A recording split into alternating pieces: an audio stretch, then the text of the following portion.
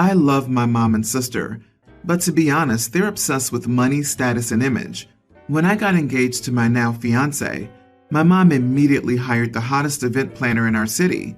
This woman was hard to get and had done some beautiful events we had previously attended. She was fine at first, but as time went on, I felt she was being catty, and I really wanted to back out of our contract. But my mom reminded me how much she had spent and convinced me it was in my head. Well, lo and behold, a few weeks before my wedding, my now ex had a breakdown about how he couldn't marry me because he was in love with someone else. Looking back, I ignored many red flags, and he was clearly depressed in our relationship. But at the time, I was shocked. I'll admit that I just wanted to be married and ignored many clear signs that he was miserable. So he ended up leaving me for the wedding planner. It was a difficult and humiliating time that my mom and sister helped me get through. He said some things that have impacted my self-esteem long term about how he never meant for this to happen, but he didn't really realize how deeply he could feel things until he met her. That was 3 years ago, and they're currently married. My sister recently got engaged, and my mom went out and hired my wedding planner's business partner. Now they co-own the business, so him making money means her making money. Not to mention he's her close and personal friend, so he even walked her down the aisle to marry my ex. I expressed to my mom and sister how hurtful this was. They brushed it off and said he's his own person and not responsible for what she did. I can see that, but I still feel that they're putting having the best of the best over my feelings. I finally said that if they continued working with him, I wouldn't be attending. I know realistically it's ridiculous, but I just don't want my mom giving the homewrecker a dime. My sister cried and said that I was sabotaging her wedding, and my mom thinks I'm being petty.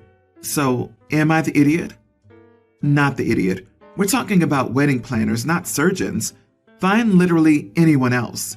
Can't your sister possibly have her dream wedding without hiring the company owned by your cheating ex and wedding planner? Your wedding planner broke up your relationship while planning your wedding. I think your feelings are justified. They could hire anyone else. Hiring this firm is a massive slap in the face, and then coming back with this poor me attitude, like they're the injured party, is just piling on. OP's family members would be the giant clueless idiots, and the idiots, if they didn't see the problem coming from a mile away. Ask your sister if she or her fiance has the hots for this wedding planning guy, given their company's reputation and weddings being planned for your family. My revenge would be living happily without the ex. Go to that wedding and enjoy yourself. Don't let your ex and his mistress make you feel less than. I guess your mom is finally getting to be the mother of the bride in the style that she dreamed of. Your mental health is more important than a wedding that sounds more like a status symbol affair than a celebration of two people joining their lives together. Stand your ground and protect your peace. It might be a good idea to go low contact with your mom and sister temporarily. Oh boy, you are the idiot. You aren't over your ex. You're punishing your sister for your inability to move on. Please try to compromise. You accepted this wedding planner when offered to you. Your sister should be allowed to accept an alternate wedding planner, no more or less than you did. It's about your sister, not you. My wife and I have 3 daughters. We always told them we would pay for their college tuition, provided they wanted to go. Our oldest, Hazel, graduated in 2018. She started a 4-year university and lasted there 6 months before dropping out and coming home. We had to eat a lot of fees because by that point, they were non-refundable. Her reason for dropping out was that she didn't want to pursue that major anymore. We told her she could just switch to undecided or general studies until she did figure it out, but she insisted on dropping out. From there, she enrolled in the local community college, which was cheaper, but as we didn't qualify for financial aid, we were paying for all of it. She stayed through till the world fell apart in 2020. She tried online schooling, but it was too hard, and we respected that. Our younger 2 were struggling with virtual school, and I can't imagine how hard college was. She took some time off, then started at another 4-year college in January of this year. Keep in mind that only some of her credits transferred, but we were supportive. Last month she came to us and said she wanted to drop out yet again and go to cosmetology school. I have nothing against that, but after spending tens of thousands of dollars on these other schools, she's got to pay her own way on this one. I told her if she finishes and gets her license, I would reimburse her, but she needs to figure out how to finance it on her own. She asked how she's supposed to do that, and I told her to get a job. She got upset and said I'm going back on my word. It doesn't help that our middle daughter graduated this year, and we're paying for her to go to a 4-year college. Hazel said this isn't fair, and I said I'd do the same to her sister if she was wishy-washy. Now Hazel won't talk to me. Am I the idiot? Not the idiot. You've paid for 3 false starts. She can pay for the rest. Time to be a parent, OP. You make the rules, not Hazel. She has no intention of being independent.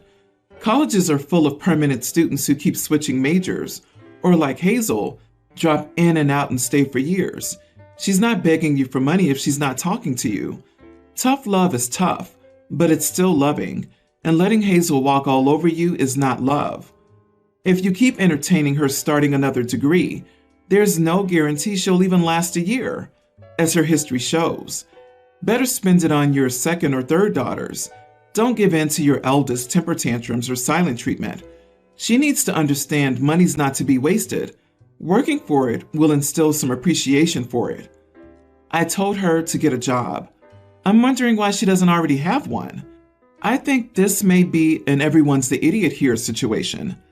Obviously, you didn't teach her a lot of life skills. She keeps quitting and you keep paying, over and over. I agree on not paying for any more schooling, but maybe take some time to teach her how to be an adult. You are the idiot for changing the rules during the game, with, as I understand, no advance notice. You should have had that talk when she was dropping out of the community college. Of course she's feeling backstabbed. No wonder. Mind you, I'm not saying you should continue paying in full for her education, but assess how you cut her off.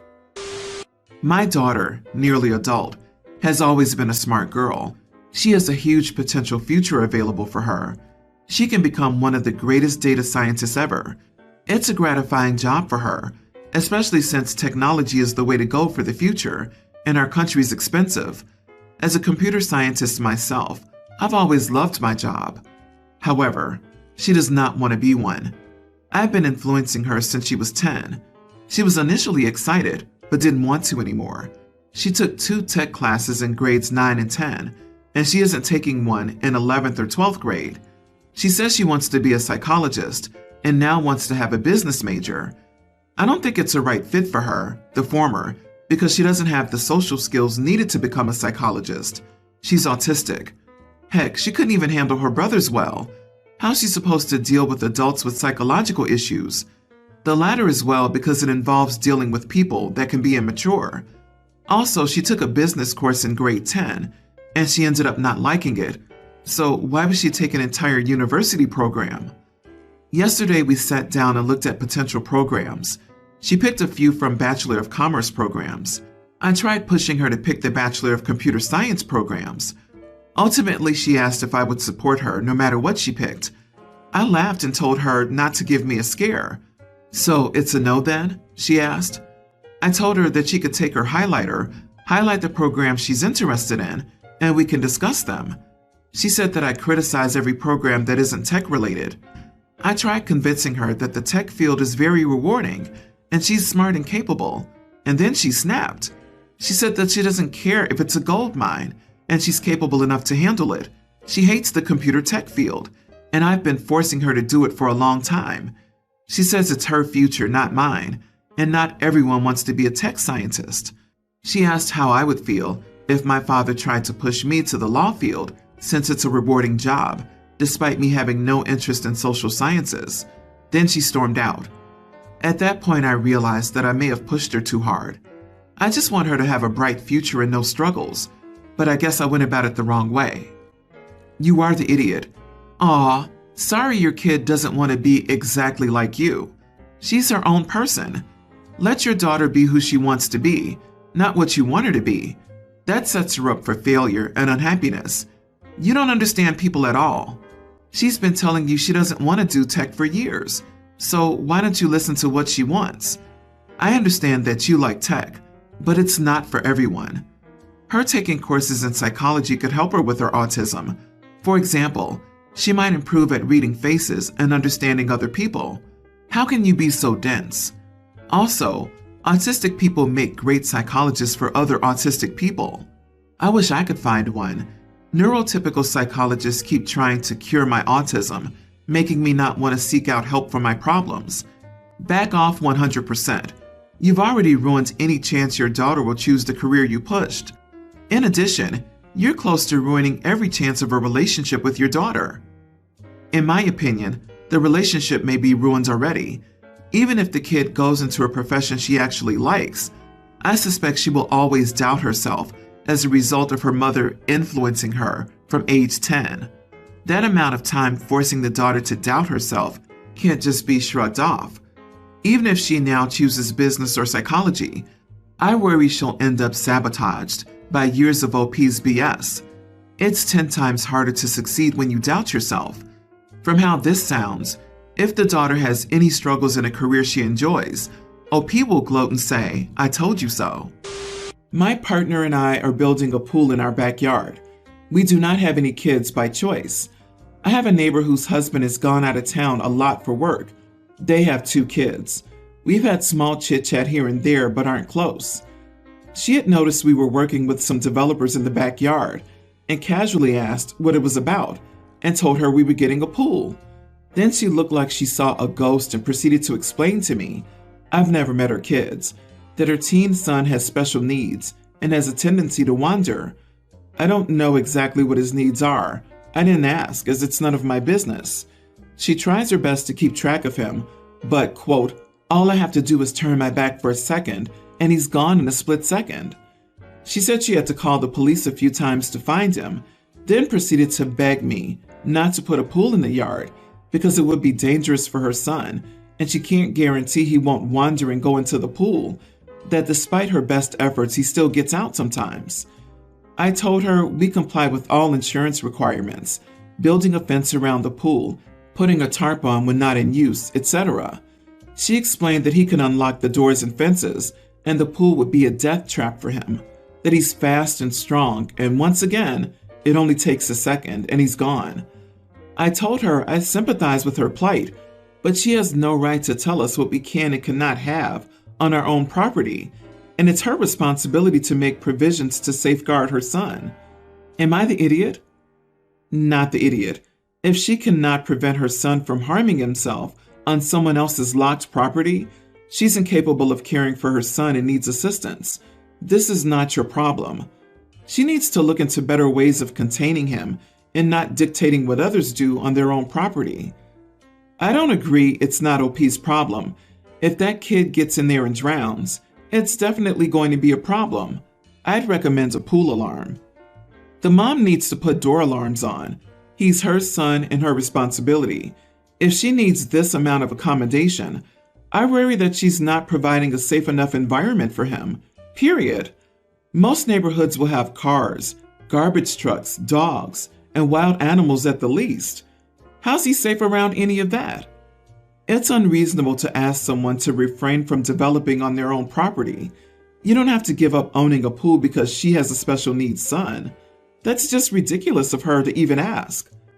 Yeah, she can't demand that no one drives on the road outside the house. But, OP, you need to take this seriously, because if he does get into your pool and drowns or otherwise harms himself, your neighbor would have solid grounds for a very expensive lawsuit. So don't just do the minimum. Make your fence higher, unclimbable, and put razor wire on top. Make sure your gate is key locked and put up cameras to record whatever happens. I'm married to John, and I'm mom to his youngest son, pre-tween, and stepmom to his older son, tween, and daughter tween. John's late wife was Ellie. She died 5 years ago, while the kids were all very young. I met John a few months later at a bereavement group. After almost a year of knowing each other as friends, we started dating, and we got married last year. By the time we were married, the youngest was calling me mom, and he's my son now, though not legally. My stepdaughter calls me her stepmom. To my stepson, I'm his dad's wife and not stepmom. I'm fine with all 3 of these. The problem started a while ago. My husband had wanted my stepdaughter and stepson to come around to me being more, specifically my stepson, who refers to me as his dad's wife. This then became a mission for my son. I had told him it was okay that they all had a different relationship with me, and I told him not to bug his siblings with that, but it has become a very sore spot for the boys. The result was during a fight, where my son told his brother he wanted me to adopt all three of them and that I was the best mom ever. My stepson lost it, told him he didn't deserve their mom, that he was ashamed of him, and as far as he was concerned, they were no longer brothers. This was after a period where I wasn't aware of how bad this was, but my son was telling his brother to call me mom, saying he was mean, etc. When I found out how bad it was, I told my son how he should be more understanding of his brother because he remembers their shared mom, and that I came in after he had grown more and had formed memories and a connection with her, and he was hurting his brother by pushing this. I also insisted that my husband go to therapy and get my stepson's therapy. He followed. We also went to marital counseling because my husband was aware of what our son was doing, and I wasn't happy with him allowing it. The therapist they've been seeing suggested family therapy for the two of them. My husband wanted me to join so we could find a way to move forward as a family. I told him he needed to work on his relationship with his oldest child, and that he shouldn't be worried about my relationship with my stepson right now. I've told him that I wouldn't be going to family therapy with them, and that's that. However, I said it might be on the table in the future if the therapist feels it's beneficial and his relationship with his oldest child is going better. My husband thinks I'm harming things by not going, and his family, who are aware of what has been going on because they're very involved, said I'm an idiot for not wanting to work on the relationship with my stepkids. Am I the idiot? Not the idiot. To me, it pretty clearly sounds like you're letting the children define their relationship with you, which is the healthy thing to do. I don't think your oldest stepson needs you there right now, although honestly, he probably needs to talk through some things without you there. Honestly, her approach is one of the best I've seen. I feel that the father wants her there so he can go into the background and let her handle everything, like he ignored the problem long before or thought it was more comfortable just to sit by and watch. I think the youngest should be in therapy too. He needs to understand not everyone wants the same thing, and it's okay to be that way. Mom said it isn't sinking in, so what's making him push older bro so hard? He's young and supposed to learn to respect others, but he's bullying his brother. The youngest is the real problem here, not the oldest.